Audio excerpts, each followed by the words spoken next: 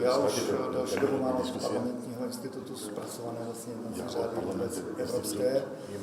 Vždycky je dobré si o tom popovídat osobně, ale já už nějakou představu mám a nějak zpracovaná. Nějaký základní návrh už máme.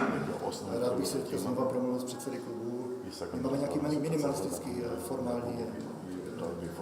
Tam, kde nebyla shoda všech, tak máme návrhy. Tak samozřejmě budou určitě nějaké ještě doplňky. Já jsem se spíš bavil s kolegou slovenským a přiznávám, že jedinou inspirací byl slovenský. Změněný. Počkáme si na debatu. Já bych byl rád, protože je to nejcitlivější, co tady v té sněmovně máte. Já bych chtěl mluvit i s opozicí se všem. Токму така во петокот парламентот со двотретинско мнозинство ја донесе одлуката за пристапување кон уставни измени, по која одлука владата доби рок од 15 дена од одлуката да пристапи до собранието со предлог амандмани по кои што би се пристапило на измени на уставот. Очекувам дека владата порано од тој рок ќе ги достави нацрт амандманите и со доставата на нацрт амандманите почнуваат да течат роковите, што значи треба да се свика седница на собранието. Претходно за секој амандман максимум 3 дена може да се дискутира во Комисијата за уставни прашања, кој што ја водам јас. И исто така на пленарна седница по секој амандман максимум 3 дена може да се дискутира. Во зависност од бројот на амандманите, а очекувам дека нема да бидат повише од 5 амандмани, можете да извлечете заклучок дека во комисијата максимум може да се работи 15 дена, исто толку и на пленарната седница, но очекувам дека тој рок ќе биде пократок, и сметам дека нема да има потреба од максимум денови да се дебатира по однос на текст на амандманите, но во секој случај, доколку се има потреба за тоа, ќе се обезбеди времето колку што е предвидено со деловникот.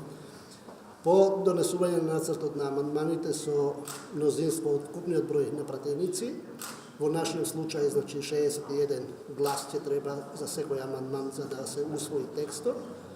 Истиот оди на јавна расправа, кој што сметам дека нема да биде подолга од 10 дена, затоа што сметам дека е доволно време, не е ограничено, значи не е предвидено со деловникот со закон колку треба да трае јавната расправа, тоа е стварна одлука на парламентот и сметам дека подолг рок од 10 дена во контекстот на оно што е неопходно да се направи, не би требало да иде јавната расправа.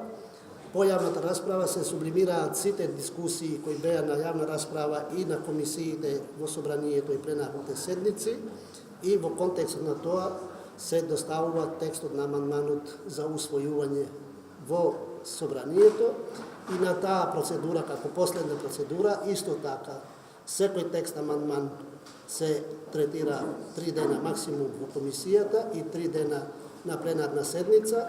На комисијата ќе имаат можност пратениците, секој пратеник да достави амандман на текстот на амандманот. Колку и да има амандмани поставено, за секој амандман може да се дебатира, значи 3 дена, и во тој контекст, значи максимум и во таа фаза месец дена ќе трае. Јас очекувам вкупно, значи не повише од 90 на дена да трае целиот овој процес, значи од моментот кога ќе ни се достават нацрт амандманите до усвојување на амандманите.